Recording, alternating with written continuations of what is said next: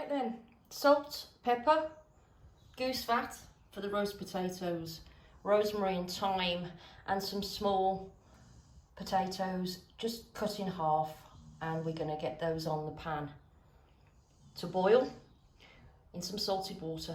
I thought I'd break this recipe down in 3 stages, guys, because it's a full meal, and it's just a lot easier to follow, I find, if things are broken down separately. So that is what you're going to need for the gorgeous, most crispiest roast potatoes imaginable. Southern style cabbage with bacon and onions. Knob of butter in there as well, don't forget, I'll remind you later on. And some vegetable oil. That's all going in a frying pan. I'll show you exactly what to do in a bit. The first stage of this dish is going to be cooking the pork loin first, so everything else catches up with it eventually, so it can all be served nice and warm and hot from the oven. The pork loin fillet is probably one of the cheapest cuts of meat you can buy, and this is far too much for 2 people, and it was only £4 and a penny. And you're going to need some applesauce, obviously, to finish. Okay, as far as the pork's concerned, wash the meat, line your roasting dish, and just put a tiny, tiny bit of oil on the top. Then you can close that up and cover it over, just like that. So it's like a little parcel, so nothing leaks out or, you know, escapes from it. Later on, we'll be taking that off and roasting it off in the oven, so it's finished nicely. Right, get your potatoes on for about 10 minutes in some salted water.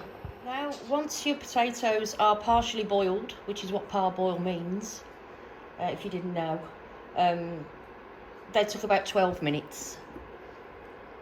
Once they've been partially boiled like that, you'll be able to, it's what's known as fork tender.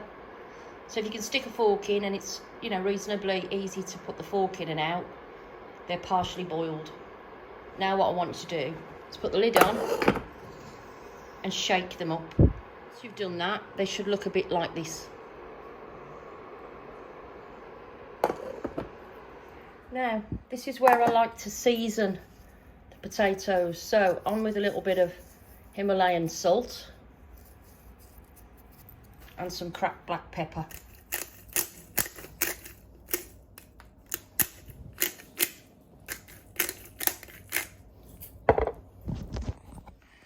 Like so. Now we want the hot goose fat roasting tray out of the oven, and we're going to carefully pop those into there and then baste them. Just be very careful. God.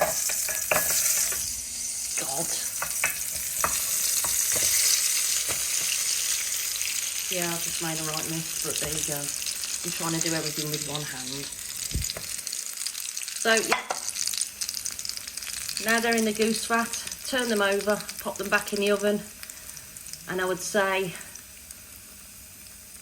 15 minutes, 20 minutes, they should be done. Right at the top of the oven, guys, it's the hottest up there, and that's what they need for crispy roast potatoes.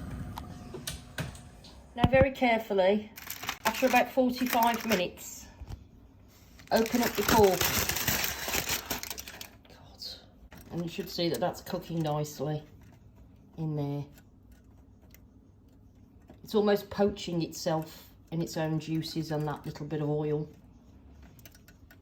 In about 10 minutes, and then we'll open it up and roast the joint off in its own juices, basting all the way.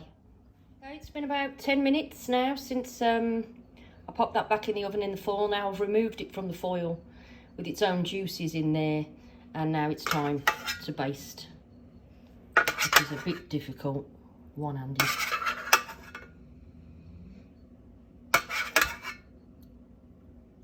You get the gist, don't you?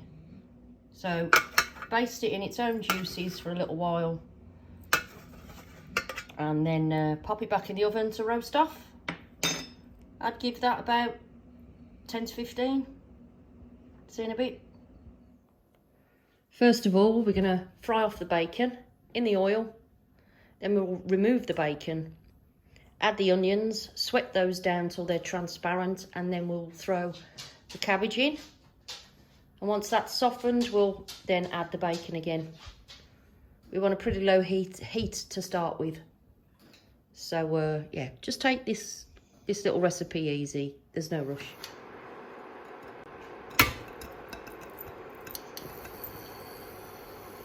Yes, we want to cook that right down. Then we'll remove it, as I said earlier. Throw the onions in. Then the cabbage till it's lovely and soft, and then add the bacon again and fry all that up together. Obviously adding salt and pepper along the way to taste. That's nearly done now, and once that's done, the onions are going in. So we want to make use of that nice bacon fat in there, so onions go straight in, just like that. And as they sweat down, they'll absorb all of that lovely bacon fat. Also cook that bacon fat. If it's a little bit stuck to the bottom, just add a splash of water.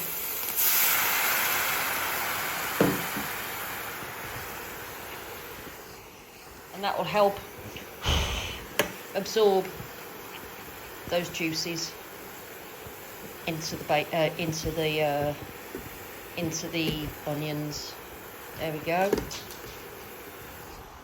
Now turn those onions down a little bit now, just so that they can cook through nicely, nice and transparent. And then once that's happened, we can add the cabbage. Smells amazing in here, guys. Start adding the cabbage.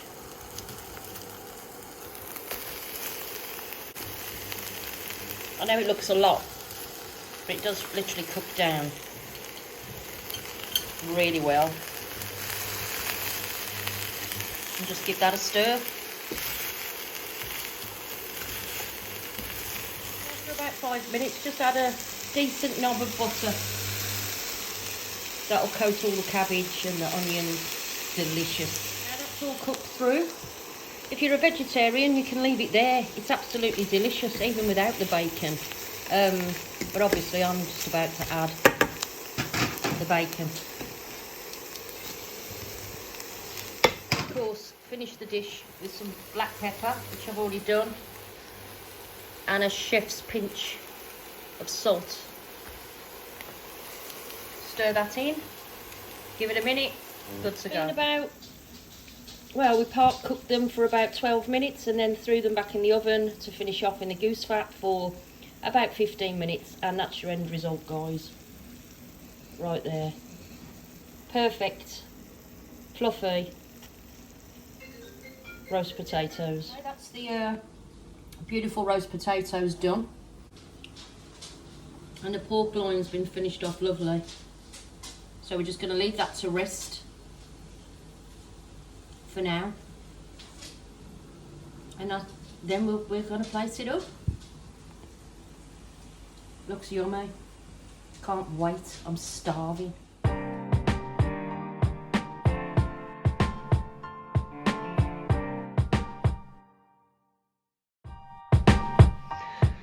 Well, what did you think? The loin of pork was perfectly cooked. Just melted in your mouth. As long as you stick to the cooking guidelines that I'm telling you, it'll be perfect. The cabbage and the bacon with the onions, nice and salty, and the roast potatoes were just out of this world. Kept with the skins on, nice and fluffy in the middle. I'm sorry I can't show you a tasting of it all, but I dished it up for my son and he disappeared to his room and ate the lot. So, yeah, trust me, it's perfect. Complete foolproof recipe. So stick with it, follow it step by step, and you'll have yourself a lovely dinner.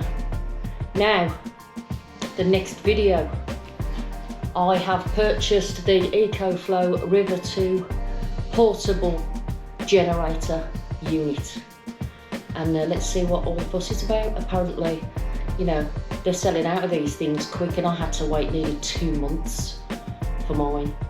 But it's here, very excited. That's the next video. Till then, stay groovy. Cheers.